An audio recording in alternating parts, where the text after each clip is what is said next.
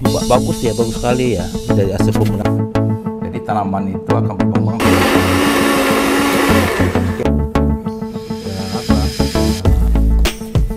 Assalamualaikum warahmatullahi wabarakatuh, sahabat petani dimanapun Anda berada, selamat pagi ya. Terima kasih Anda telah mampir di channel saya, dan terima kasih juga Anda telah mengikuti ya kegiatan saya pada pagi hari ini ya. Ini jagung yang saya tanam ya lebih kurang seminggu yang lalu ya. Ini udah mulai hasil ya. Ini alhamdulillah ini bagus apanya ya. Tapi kayaknya dari batang-batangnya ini masih ada yang agak lemah ini.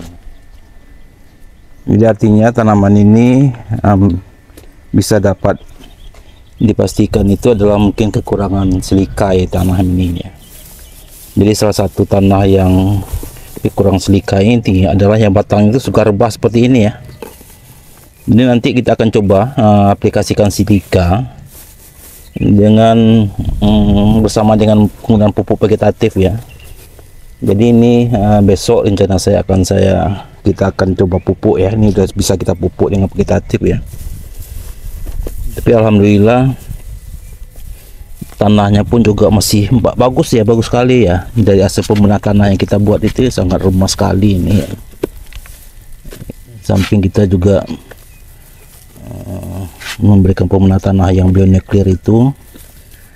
Ini juga coba lihat sini ya, ini pun juga gitu ya.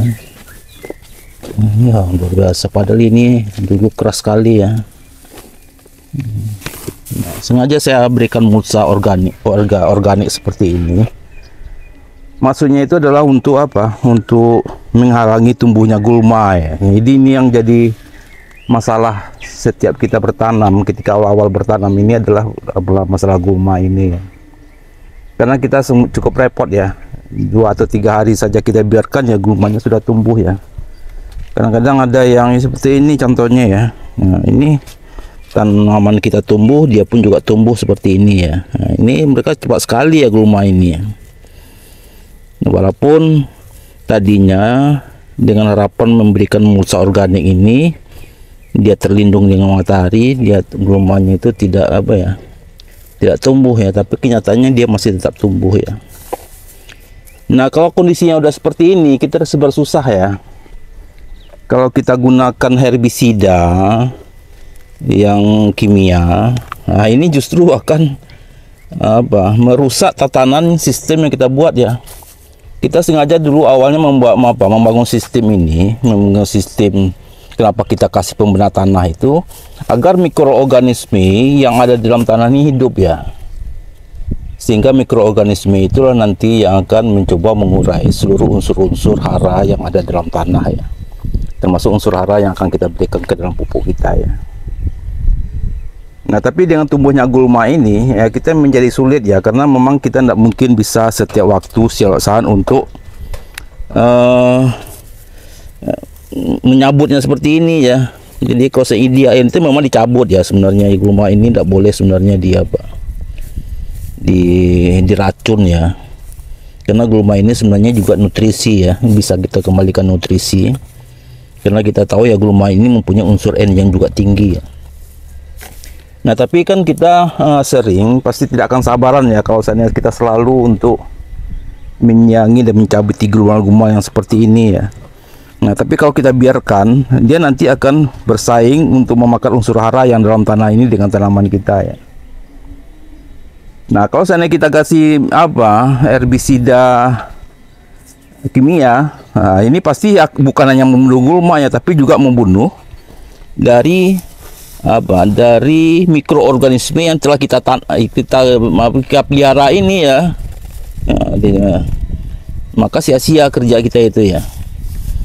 Nah, mungkin ya salah satu cara kita adalah bagaimana kita memikirkannya itu, kita akan membuat namanya herbisida nabati, di mana dia tidak merusak tanah, tidak merusak tanaman, tapi dia nanti akan menjadi toksit ya, menjadi alelopati bagi tanaman gulma-gulma yang tumbuh ini ya. Walaupun itu tidak akan tidak akan seefektif kimia, tapi minimal kita sudah bisa mengantisipasi ya bahwa pertumbuhannya itu tidak terlalu pesat nanti ya. Nah, sekarang kita akan coba saja mendiskusikan bagaimana cara kita akan membuat herbisida nabati itu ya, yaitu dengan beberapa bahan atau tanaman yang ramah lingkungan ya, yang tidak merusak tanah kita, yang tidak merusak sistem organisme yang telah kita bangun di sana tanah tadi ini dengan pengulangan pemenahan tanah itu, tidak merusak tanaman kita, tapi dia nanti akan merusak secara sistemik ya dari gulma-gulma yang ada di sini ya. Mungkin kita coba diskusikan aja nanti di bawah dulu, dan kita akan berpraktek untuk itu ya. Oke, baiklah sahabat tani, kita akan coba diskusikan dulu ya apa itu herbisida nabati ya.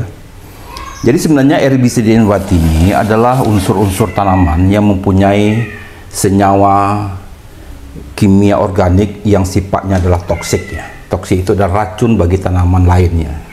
Dan adalah terutama tanaman pengganggu ya, atau tanaman gulma ya.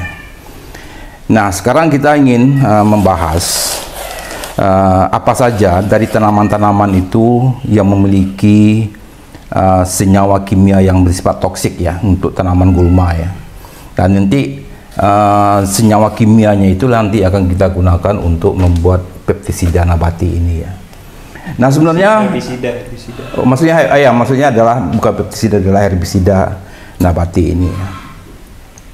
Nah, kemudian sebenarnya ada beberapa tanaman yang selama ini kita kenal ya untuk mempunyai senyawa alelopatik. Alelopatik itu adalah senyawa yang dapat membunuh dan mengganggu sistem metabolisme dari tanaman pengganggu ya, tanaman gulma ya. Nah, biasanya kita kenal ada tanaman pinus ya, kemudian ada tanaman kenari, ada tanaman sorghum. Sebenarnya minyak cengkeh pun juga mempunyai nilai toksik yang tinggi ya untuk tanaman pengganggu itu. Ada juga kayu manis juga bisa kita gunakan. Nah, kemudian ada tanaman rumputan, itu adalah badodotan ya. Badotan ini pun juga merupakan nilai toksiknya tinggi ya. Tapi saya jarang menemukan ini di Jakarta ya, di daerah saya. Tapi kalau saya di desa-desa banyak sekali ini tumbuh badotan ini ya. Nah, dulu ketika saya masih kuliah ya, saya lebih banyak menggunakan badotan ini untuk sebagai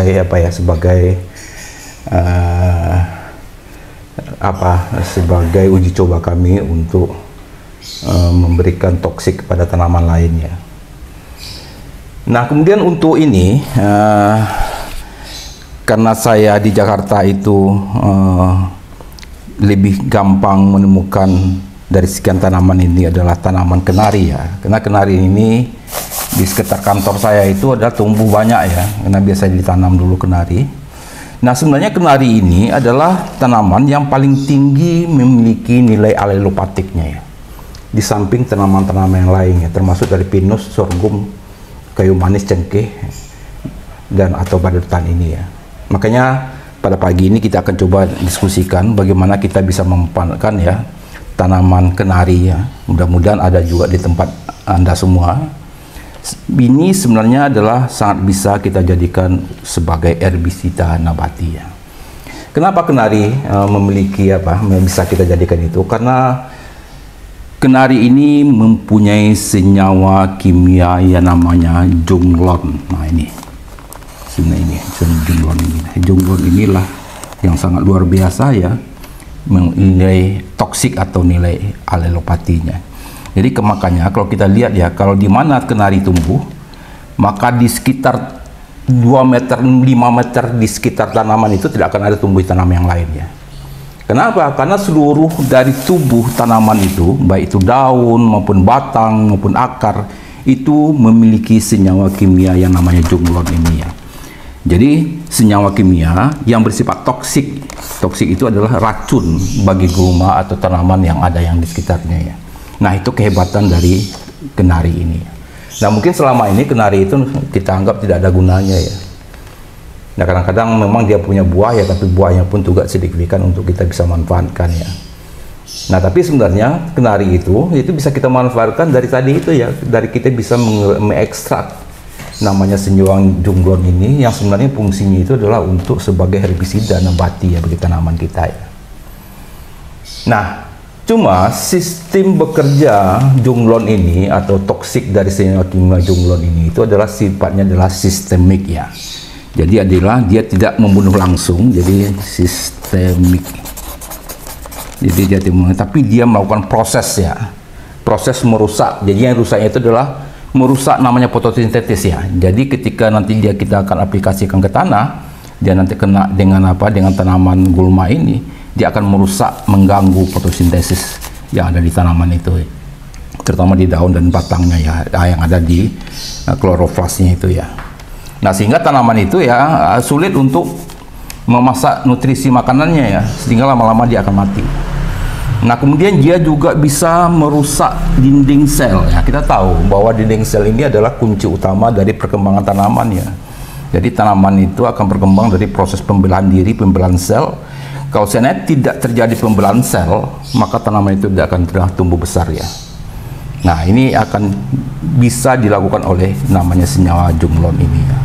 Kemudian menghambat penyerapan nutrisi. Nah, ini dia apa? Dia adalah menghambat di perakaran ya. Jadi sehebat apapun nutrisi yang ada di tanah yang akan diserap oleh tanaman gulma ini, itu tidak bisa diserapnya ya. Akan dihambatnya oleh apa? Oleh Junglon ini ya. Nah, kemudian dia juga adalah menghambat enzim ya. Enzim yang kita tahu, enzim ini adalah fungsinya untuk pengurai dari dinding sel dalam mengambil nutrisi ya, atau dalam mengembangkan nutrisi ya. Nah, sehingga tanaman ini akan terganggu pertumbuhannya, lama-lama dia akan mati sendiri ya. Nah, itu yang akan hebatnya ya namanya kenari ini ya. Jadi kenapa kenari itu akan kita pilih nanti sebagai sebagai bahan baku dasar dari herbisida nabati kita ya. Nah, di samping dia juga mempunyai nilai Junglon kimia yang tinggi ya, kebetulan dia juga mudah saya dapatkan ya. Jadi di beberapa kota Jakarta, di perkantoran Jakarta biasanya banyak tumbuh, jadi tanam orang dulu untuk sebagai tanaman pelindung ya. Nah, namun herbisida nabati ini yang seperti saya katakan tadi, dia mempunyai ada kelemahan ya, yaitu efeknya lambat ya, tidak secepat efek kimia ya. Kalau kimia itu kita semprotkan hari ini ya, besok itu adalah tanaman gulma kita itu sudah mati ya, dan ini tidak akan bisa terjadi dengan herbisida nabati ya. Jadi prosesnya bisa lambat ya. Nah, kemudian dia perlu aplikasi berulang. Jadi kita tidak hanya bisa sekali untuk mengaplikasikannya, mungkin sekali seminggu, 2 kali seminggu kita harus tetap rutin melakukannya ya, agar kita untuk mengurangi dari gulma kita itu ya. Kemudian konsentrasinya tidak seragam. Kenapa? Ya, betul. Kenapa? Karena pohon kenari yang tumbuh di satu tempat jelas senyawa kimia Junglonnya pasti akan berbeda-beda tergantung ke mana dia tempat tumbuh ya. Nah, itu yang menjadi kelemahan ya dari herbisida nabati ini. Tapi merupakan salah satu alternatif bagi kita untuk kita adalah menekan ya pertumbuhan gulma yang ada di tanaman kita ya. Nah, tapi dia mempunyai kelebihan ya seperti tadi itu. Jadi dia ramah lingkungan ya. Dia tidak akan merusak tanah kita ya. Tanah kita tadi itu telah kita berikan pemelah tanah ya. Organismenya sudah hidup di situ dengan pemelah tanah yang kita berikan tadi itu, dan senyawa apapun itu sudah bekerja ya. Sistem enzimnya pun sudah bekerja di situ ya, sehingga tanah kita itu sudah betul-betul sangat bagus ya. Nah, ketika kita aplikasikan namanya Junglon ini, itu tidak akan merusak ya sistem yang telah kita bangun tadi itu ya. Dia nanti akan bisa bersenyawa dengan herbisida nabati yang akan kita aplikasikan itu nanti ya. Nah, kemudian dia aman bagi tanaman kita ya tadi itu ya. Kemudian dia juga akan terutama di lingkungan mikroorganismenya. Kemudian dia tidak mempunyai resistensi ya. Jadi maksudnya resistensinya seperti ini ya. Jadi sebenarnya produk-produk kimia yang selama kita gunakan, baik itu pestisida maupun herbisida, sifatnya itu bisa resisten ya.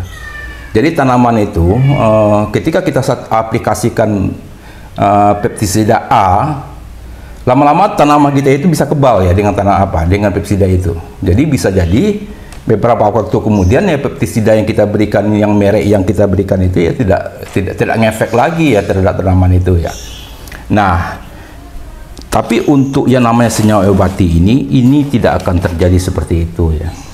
Jadi dia tidak mempunyai resistensi ya. Nah, itu ya kehebatan dari kimia nabati ini ya. Nah, kemudian kita langsung saja bagaimana cara membuatnya. Mungkin bahan-bahan nanti yang kita perlukan itu adalah Jadi seluruh bagian yang ada dalam kenari itu ya, baik pun daun, kulit, akar, dia memiliki yang namanya sifat kimia jonglon ini ya. Jadi nanti kita gunakan daunnya saja, karena batangnya nggak mungkin saya bisa ambil ya, kemudian akarnya apalagi, kita ambil daunnya saja. Itu adalah 1 kilo. Kemudian air sulingnya. Kenapa air suling? Salah satu sifat dari senyawa jonglon ini, dia tuh akan bisa larut dengan air yang steril. Jadi sebenarnya bahwa jonglon ini itu akan bisa terurai atau larut dengan air yang steril. Nah, intinya adalah itu. Nah, air yang steril itu apa? Salah satunya adalah dia minta air suling ya, karena air suling itu adalah air yang paling steril. Nah, semakin steril dari air kita, semakin mudah jonglon ini bisa terurai, terekstraksi dia. Jadi selama ini kita melihat bahwa untuk kita mengekstraksi beberapa bahan tertentu, itu biasanya kita pakai alkohol ya, tapi ini enggak. Kehebatan dari jonglon ini, itu dia dengan air biasa pun dia akan bisa mudah terurai ya. Itu kita simpan 1 malam, itu udah bisa kita aplikasikan ya. Nah, jadi dia minta air suling. Nah, sekarang masalahnya adalah, kalau seandainya kita tidak punya air suling bagaimana? Nah, ini yang jadi masalah. Jadi sebenarnya ada beberapa alternatif ya bisa kita gunakan. Kalau kita tidak punya air suling, maka kita bisa gunakan air hujan. Nah, tapi masalahnya lagi, kalau seandainya kita juga tidak punya air hujan, nah masih bisa, yaitu kita bisa gunakan air matang atau air yang sudah dimasak mendidih kemudian kita dinginkan. Itu bisa juga kita gunakan. Jadi perbandingannya adalah 1:2. Jadi 1 dari daun atau bahan kenari ini, kemudian ditambah dengan air suling atau air masak atau air yang telah disaring ya, disaring melalui proses proses penyaringan yang pasti dianggap steril ya. Nah, nanti saya gunakan air, tidak air suling juga tidak air masak, tapi air yang telah saya saring ya. Karena di rumah kami ada air yang dari galon, kemudian ada proses penyaringannya lagi, ada khusus itu. Nah, kita gunakan itu. Nah, kemudian kita punya wadah waskom, kemudian kita harus punya saringan, kita blender. Nah, kemudian nanti ini kita akan diamkan, kita masukkan ke dalam botol, kita diamkan 1 malam, kemudian besoknya baru. Jadi minimal proses ekstraksi itu 12 jam ya, 12 perendaman. Setelah ini di blender atau dihancurkan ya. Nah, jadi nanti prosesnya itu adalah nanti kita akan memblender seluruh bahan bakunya tadi, itu daun-daun itu tadi. Kemudian kita blender, kita campurkan dengan 2 liter air, yaitu karena itu 1 kilo nanti. Kemudian kita diamkan 12 atau 24 jam. Nah, kemudian ini. Beberapa pertanyaan adalah berapa lama ini bisa bertahannya. Nah, jadi yang untuk khusus herbisida ini dia bisa bertahan 1 sampai 2 bulan. Asalkan dengan catatan satu, bahwa kita harus menyimpannya itu adalah di tempat gelap. Nah, kenapa di tempat gelap? Karena yang namanya jonglon ini, Zakimegilong ini, dia sangat sensitif dengan cahaya matahari, terutama adalah cahaya ultraviolet dia. Makanya dia disebut dengan adalah fotodegradatif ya. Itu adalah dia sangat peka dengan sinar UV itu ya. Ya, ketika dia bersentuhan dengan sinar UV, dia akan berkurang kekuatan kimianya itu dari jonglon ini. Itu satu. Nah, satu lagi itu dia itu juga sensitif dengan oksigen. Nah, itu yang jadi masalah lagi. Jadi makanya kita harus setelah nanti kita ekstraksi, kita harus masukkan ke dalam tutup botol yang betul-betul kedap udara ya. Jadi kita biasanya disebut adalah kita harus mempunyai atmosfer iner ya, atmosfer yang kosong ya. Nah, jadi kalau sana itu bisa kita jaga, maka herbisida nanti yang kita buat itu akan bisa bertahan lebih kurang 1 sampai 2 bulan ya. Nah, tapi sebaiknya kita segerakan saja untuk mengaplikasikannya. Setelah kita ekstraksi 1 malam atau 2 hari paling lama, langsung kita bisa aplikasikan saja ya. Nah, jadi mungkin lihat sama bagaimana nanti kita akan coba berpraktek nanti ya. Nah, sebenarnya ini udah bisa kita pakai, tapi lebih bagusnya kita coba ekstraksi lagi selama 1 malam ya. atau 12 jam atau minimum 24 jam. Jadi nanti ini